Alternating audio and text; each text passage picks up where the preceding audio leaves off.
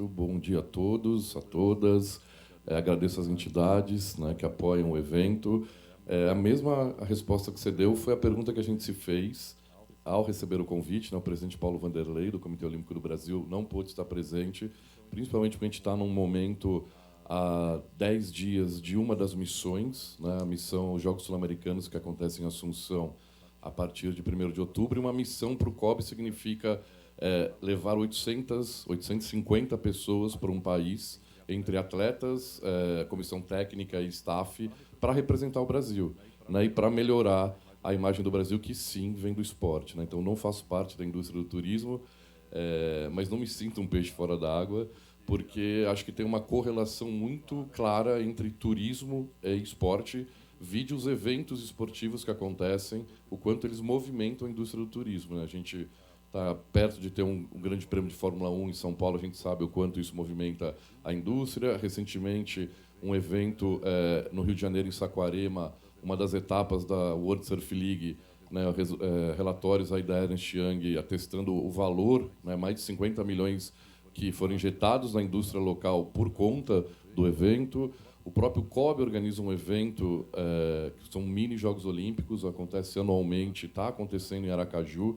A próxima edição será em São Paulo, em Ribeirão Preto, em 2023. É um evento que movimenta 5 mil atletas, são 35 mil diárias, 10 mil passagens aéreas.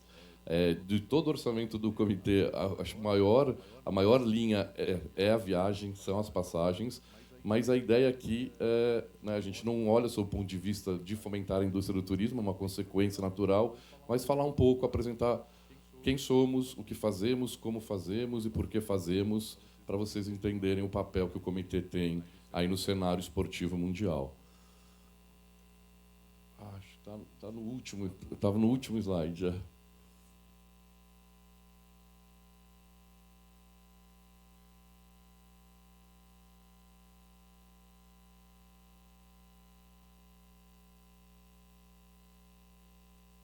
Foi bom, já fui apresentado, então vamos pular essa parte. Conceitualmente, como que a gente enxerga o esporte brasileiro?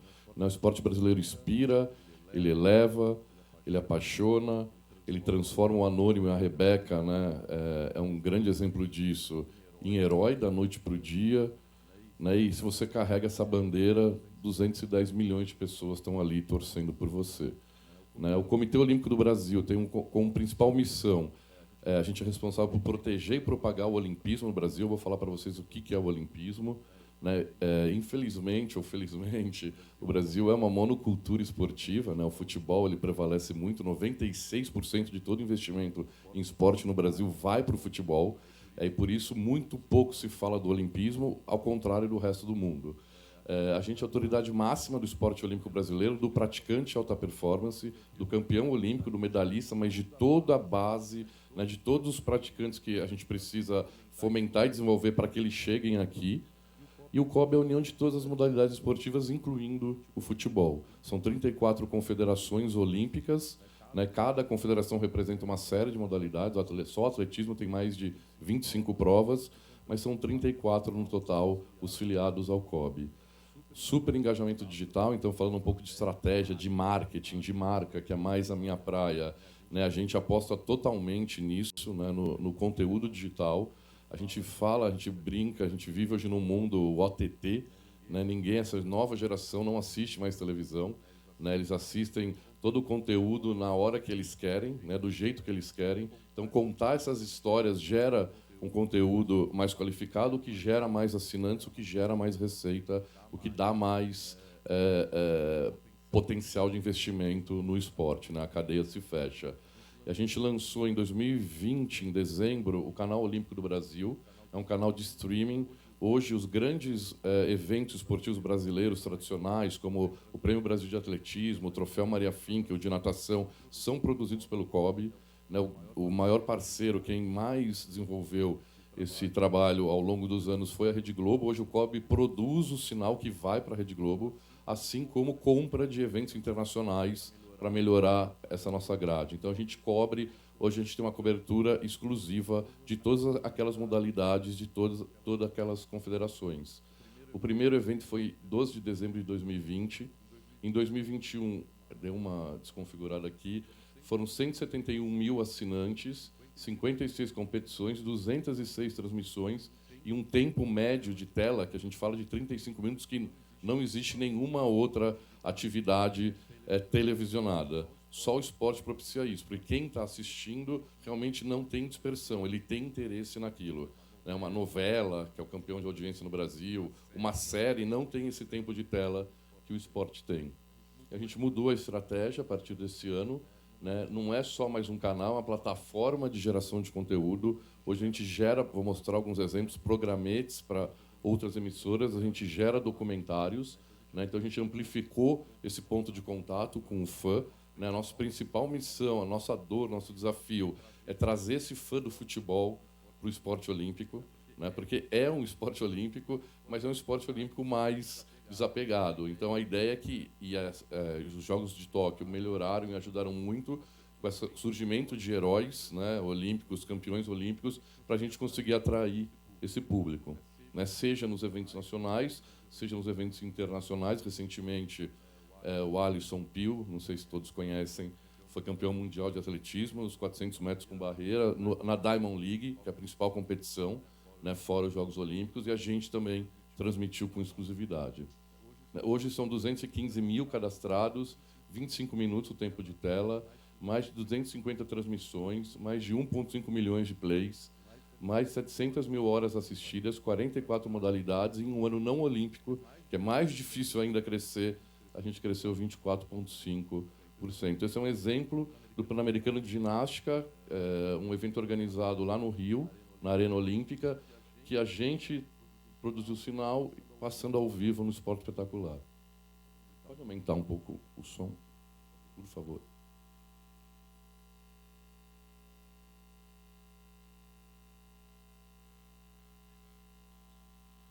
Sem som? Deixa para o próximo.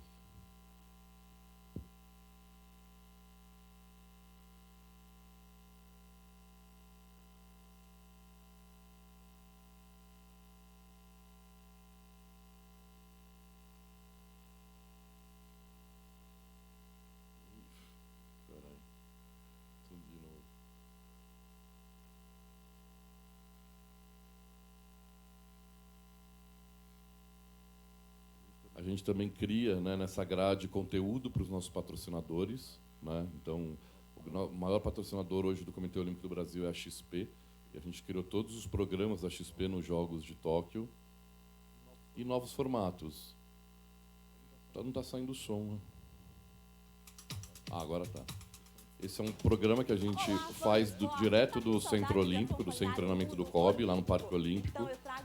E aí outras emissoras usam esses programas para construir a grade, né? Principalmente a Band Esportes e a própria Globo. Produzido pelo Comitê Olímpico do Brasil, com os maiores atletas do país. E olha, aqui nessas plataformas e trampolins, por exemplo... Documentário, vou mostrar um trailer do documentário que a gente lançou. Convido todos a assistirem. Uma figura icônica do esporte brasileiro.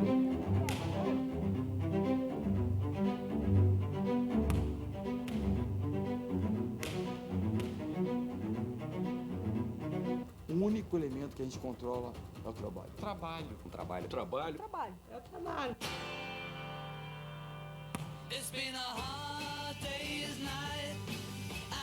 Eles eram como se fossem os Beatles, né?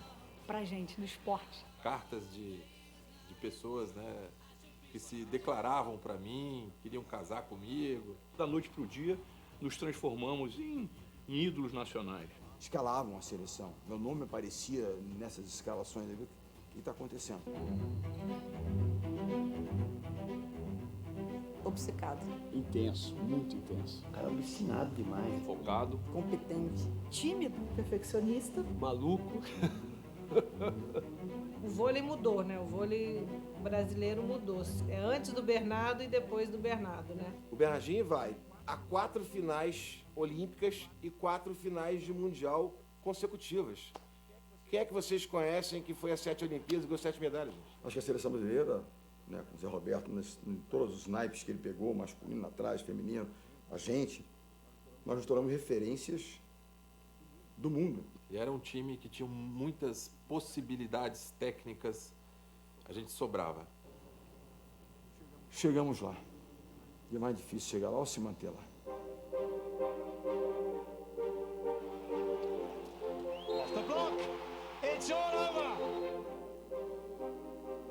No time ser vaiado no Maracanãzinho, já é duro. Ser o filho vaiado.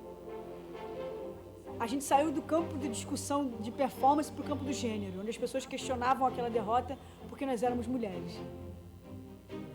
Não adianta ser só na porrada, hoje é uma outra geração, não é assim. Você tem que ter um equilíbrio maior, entender cada pessoa, ter esse tipo de inteligência emocional. Era vida ou morte. Quem perdesse aquele jogo voltaria para casa em 9º lugar. 9º. Eu xinguei, ele me xingou. E a gente tava ganhando, cara. A gente tava ganhando da Argentina, mas acabou o jogo. A gente foi pro vestiário, ele me abraçou, eu abracei e falei, patrão, tá tudo bem, né? Ele, não, tá tudo bem. Ele não ia me cortar ali, né?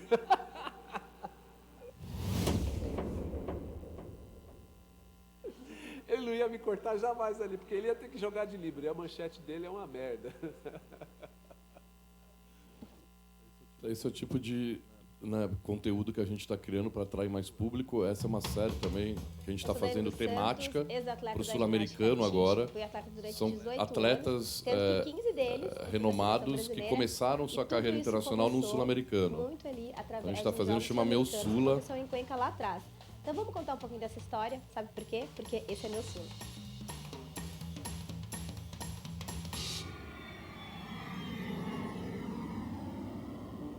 Eu lembro que a primeira vez, quando eu fui para os Jogos Sul-Americanos, a impressão que eu tive, assim, era daquela magnitude do evento, né?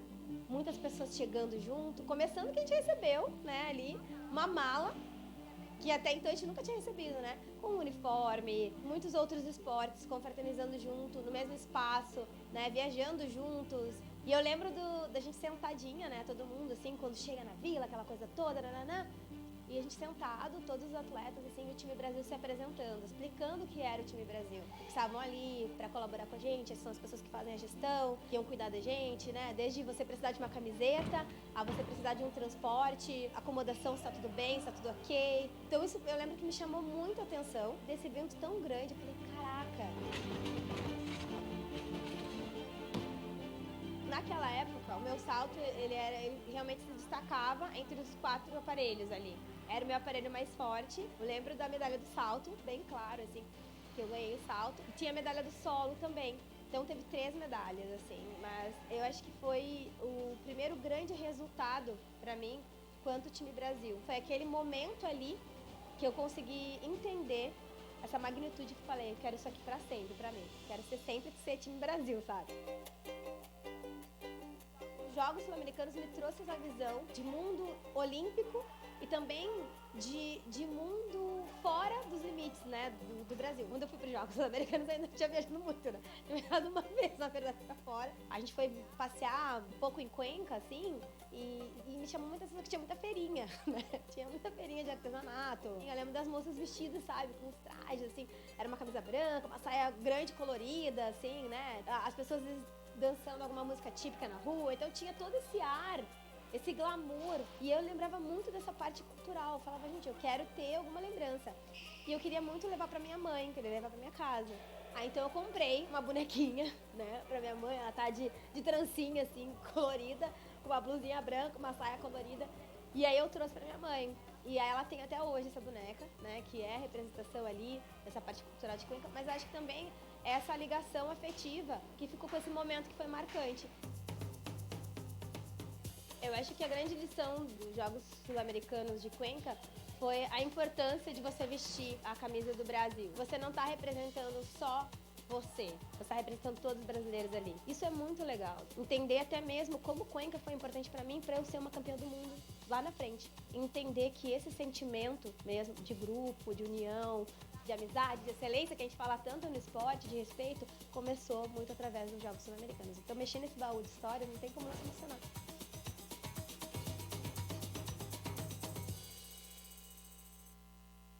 Enfim, quando a gente vai para a rede social também, o COB hoje é o segundo comitê, dentre as 206 filiados ao COI, em número de seguidores, né? E falamos uma língua não universal, né? Competimos com os 2 principais que falam inglês, então tem, né, um nível de atração maior, né? A gente só perde para o Comitê Americano. Recentemente, a gente foi premiado pelo COI pelo líder em engajamento, são 75 milhões de impactos em 4 meses que a gente teve, maior do que qualquer outro comitê. Né? E o que atrai, né? O que é esse movimento olímpico? Né?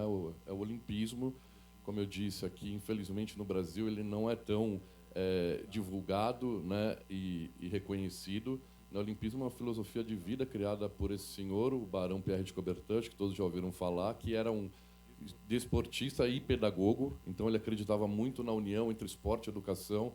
Talvez o principal país que soube colocar isso na prática é os Estados Unidos, né? Com a união. Para você se tornar um atleta profissional, você passa por toda a jornada do estudo, né? Você se forma na universidade.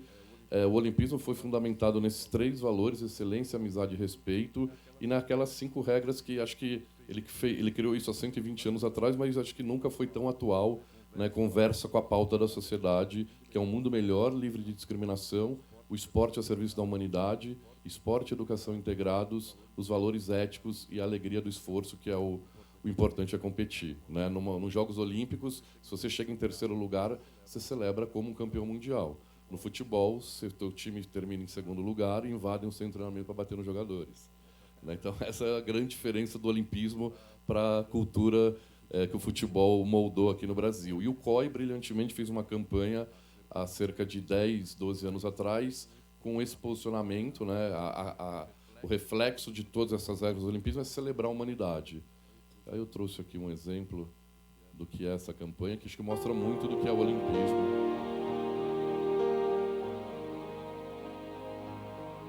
Strength is measured in pounds. Se você quiser deixar a luz, vai ser mais vídeo do que slide. Seconds.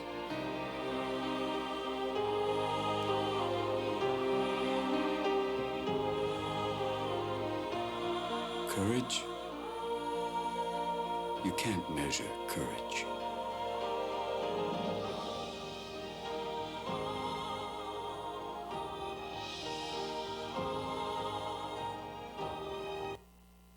Outro na mesma linha.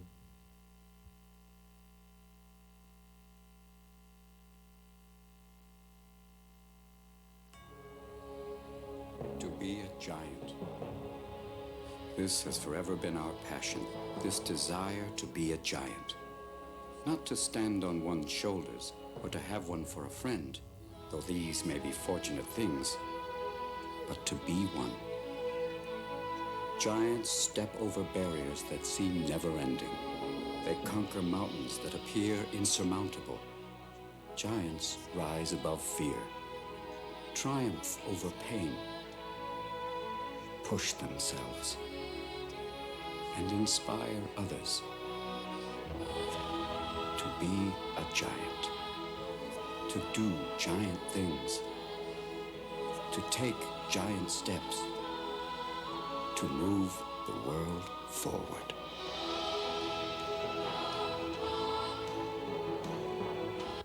Nosso principal case aqui, que justamente mostra essa união, principalmente de esporte e educação, são os Jogos da Juventude. É um evento totalmente organizado pelo COB. A gente está na 21ª edição, encerra amanhã em Aracaju, 2023 Ribeirão Preto, 2024 Blumenau. É um evento que impacta 2 milhões de jovens de 15 a 17 anos, que disputam seletivas regionais e acabam indo na disputa final, né? Estado contra estado, o quadro de medalhas é estado contra estado. 4.500 a 5.000 jovens disputam. A Coca-Cola é a nossa principal parceira. Eu trouxe aqui acho que ficamos 2 anos sem fazer por conta da pandemia, mas essa peça que a Coca-Cola produziu demonstra bem o que são os Jogos da Juventude. Nothing could ever bring me down. It feels good in my heart, in my soul when you're right here beside me. I don't ever... É muito ansiosa, né? A primeira participação e eu tô gostando muito, é muito legal. É porque eu era da aldeia mesmo. Aldeia indígena, Corubacairi que fala. Pessoas simpáticas, educadas, ambiente limpo, tudo assim... É extraordinário. A gente conhece novas pessoas, interage com novas pessoas, conhece novos estilos de de vida, cultura também.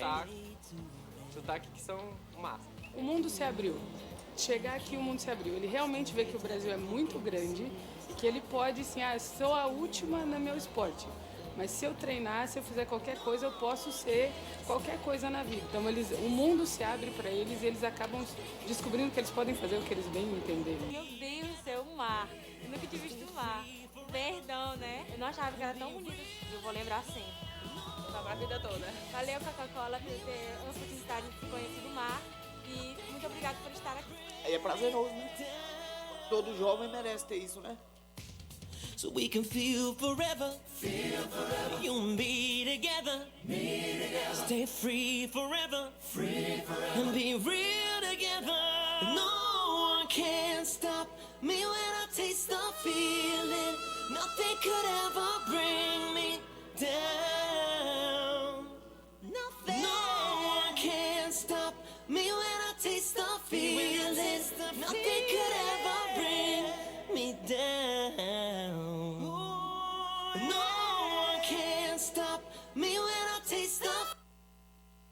O que representa essa marca? Os Aros Olímpicos, a marca mais valiosa e icônica do esporte mundial. Isso é uma pesquisa, foi feita em 15 países, o retrato do Brasil.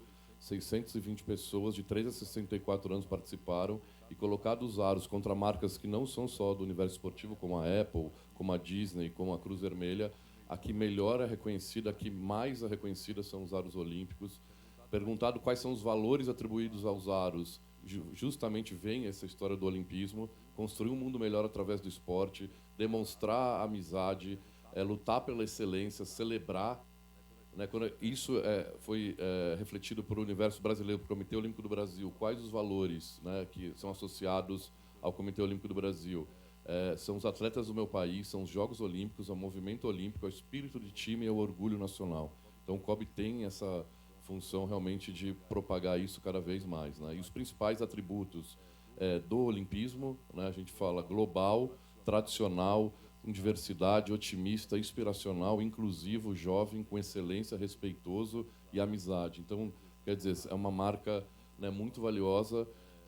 Esses são os patrocinadores globais ou locais do COB. Né? São marcas como a Coca-Cola, que em 2028 completam 100 anos de patrocínio ao olimpismo. E só para vocês terem uma referência, quando a gente fala de patrocínio no Brasil, talvez o maior valor de propriedade comercial de patrocínio seja o patrocínio à Seleção Brasileira de Futebol. A gente está falando de algo em torno de 40 a 45 milhões de reais. Quando a gente vai para o universo do futebol, é a camisa, o Master do Flamengo, a gente está falando de algo em torno de 30 milhões. Cada marca dessas, globalmente, paga para o COI 150 milhões de dólares para patrocinar o movimento olímpico. Então, olha a diferença. E qual que é a entrega? A entrega de uma camisa do Flamengo são 40 pontos de audiência na maior emissora do Brasil, 3 vezes por mês, pelo menos. Uma entrega gigantesca de visibilidade. Os Jogos Olímpicos não permitem exposição de marca. Não tem placa da Coca-Cola, não tem na camisa Samsung, não tem absolutamente nada. Então, 150 milhões de dólares que essas empresas enxergam valor é para poder usar a marca, para poder fazer campanhas de produtos atreladas aos Aros Olímpicos, é para poder usar os atributos do olimpismo e, claro, bloquear territorialmente para que o seu concorrente não faça o mesmo aporte. Então, a diferença de valor, o quanto isso foi construído lá fora. Né? A gente se apresenta para o mercado como Time Brasil, como eu falei, né? São cerca de 300, 350 atletas em cada missão. Na missão agora sul-americana, o ano que vem Jogos Mundiais de Praia em Bali, na Indonésia, Jogos Pan-Americanos em Santiago e terminamos esse ciclo em Paris. Esse é o nosso posicionamento como time.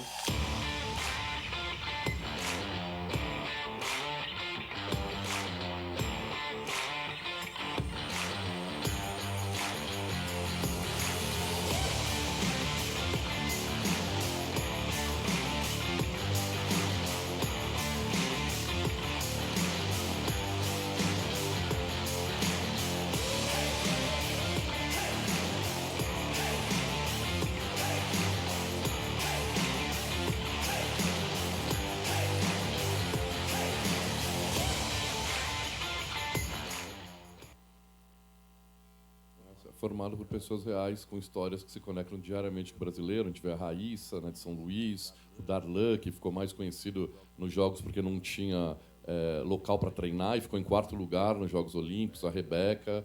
Né, esse é o nosso planejamento. Né, então, não são só os Jogos, Paris está aqui. E são todos os marcos, todos os eventos até dezembro de 2024, que termina esse ciclo. Né, a gente vai ter um festival, uma espécie de FanFest em São Paulo. Está falando de parque temático. A ideia é que esse festival vire um parque temático em São Paulo e que não termine nos Jogos, que fique perene. Então, a gente está trabalhando em cima disso. Né, outdoor, indoor. A gente tem uma Casa Brasil, representando os valores, a brasilidade lá em Paris. E o nosso programa de madrinhas e padrinhos, que a gente lançou na semana retrasada. Fala, galera, eu sou o Pedro Nosso Scooby. primeiro padrinho. E a convite do Comitê Olímpico do Brasil, eu fui convidado para ser o novo padrinho dos atletas olímpicos brasileiros. E faltam menos de 2 anos para os próximos jogos aí, que vai ser na França, em Paris. E eu estou muito ansioso, espero poder contar com a torcida de vocês. Vamos junto nessa. Tamo junto. E aí, falando de Paris, né, uma cidade turística, vocês sabem melhor do que eu. No Rio foram 1,1 milhões de turistas em 15 dias, dados da Embratur, durante os Jogos. Movimenta muito a economia. Paris quer fazer os Jogos que vão entrar para a história, realmente um marco antes e depois. São 10 milhões de ingressos que começam a ser vendidos a partir de dezembro desse ano. Então, eles estão esperando muito turista. Né? Paris já é uma cidade, nos últimos anos, né, sempre está entre as top 3 de visita. A começar essa diferenciação que eles querem trazer para a cerimônia de abertura, que é um marco, são 600 mil pessoas, e aí a grande pergunta de todos era onde cabe, que estádio que cabe 600 mil pessoas para uma abertura, e eles vão fazer as margens do Rio Sena. Todas as delegações, são 180 embarcações desfilando simultaneamente. Tudo aquilo que a gente está acostumado a ver numa cerimônia de abertura, as interações culturais, esportivas, tecnológicas, vão acontecer no Rio.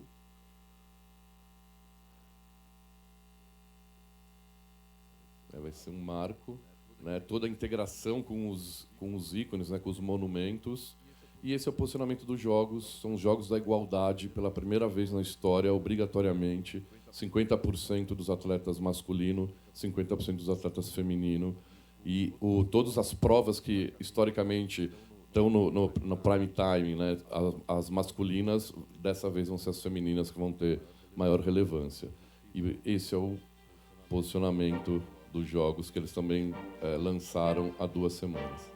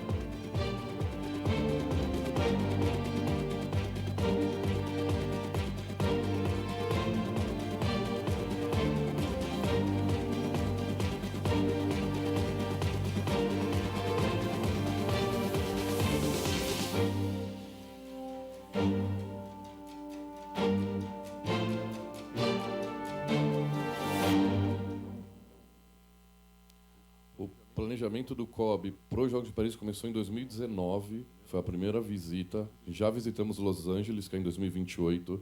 Aquele é o perímetro olímpico. A gente tem 5 bases do COB, né, a 600 metros do perímetro da Vila Olímpica.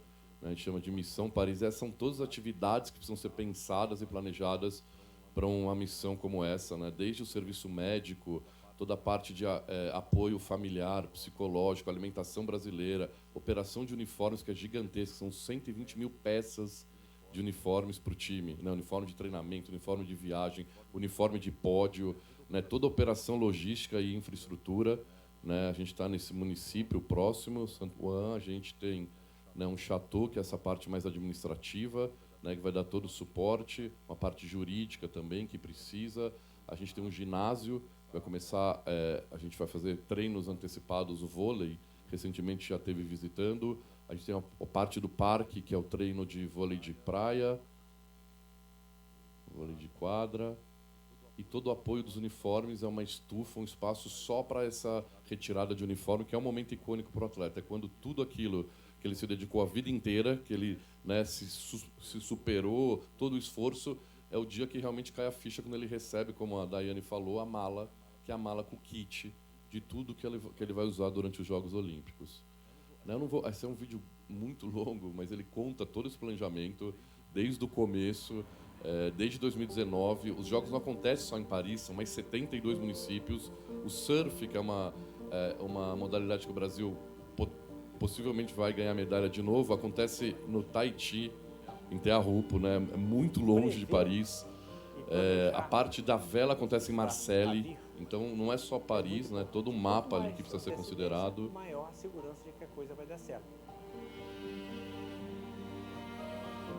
Parece que a gente está muito distante, mas é muito importante que a gente esteja se preparando desde já, porque esse tempo de 2 anos é muito curto para todo o processo que a gente precisa, para todos os procedimentos que precisam ser feitos. Da tampa de uma quadra que pode lesionar um atleta na véspera de uma competição, tudo é pensado. Já começou todo o planejamento para Paris 2024, desde os levantamentos. Eu trabalhei muito tempo no futebol, uma delegação que vai para a Copa do Mundo são 40 pessoas. Aqui são 850 pessoas.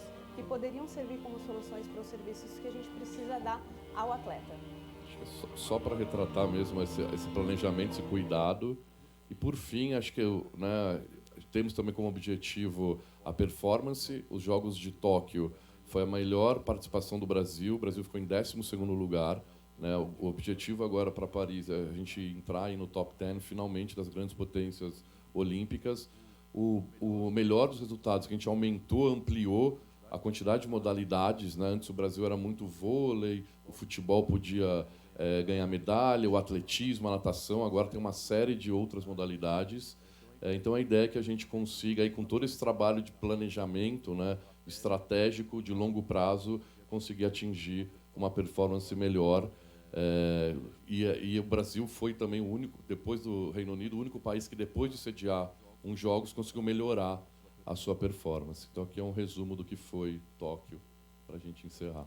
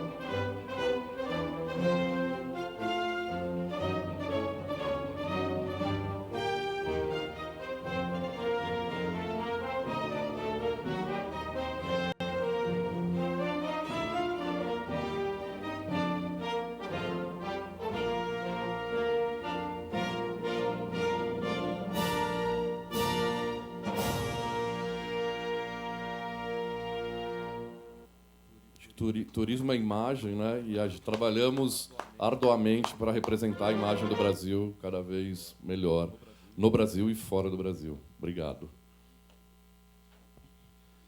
Alô? Gustavo, que fantástico, né? Eu fico imaginando, nós estamos em 2022, né? Eu fico imaginando se o Pierre estaria por aqui. Né? O Pierre, para quem não sabe, é o barão, né, de Coubertin, que criou, idealizou aí os Jogos Olímpicos, né? Quer dizer, você imagina se ele estivesse por aqui, e deve estar, acredito, assistindo tudo isso que a gente está vendo. É emocionante, cara. Acho que o esporte ele tem essa característica igual ao turismo, né? Você tem uma agenda positiva muito forte. Então, assim, eu fico feliz de quem sugeriu a palestra aí de vocês, para compor o nosso processo, que nós acertamos em cheio. Parabéns ao COB, parabéns a você, parabéns pela tua fala. Como homem de marketing, você é campeão mesmo, quer dizer, e está dando o recado direitinho. E para quem não pratica esporte, tá na hora. Sim. Não só para quem não pratica, obrigado, né, pela tua fala, obrigado pelo convite.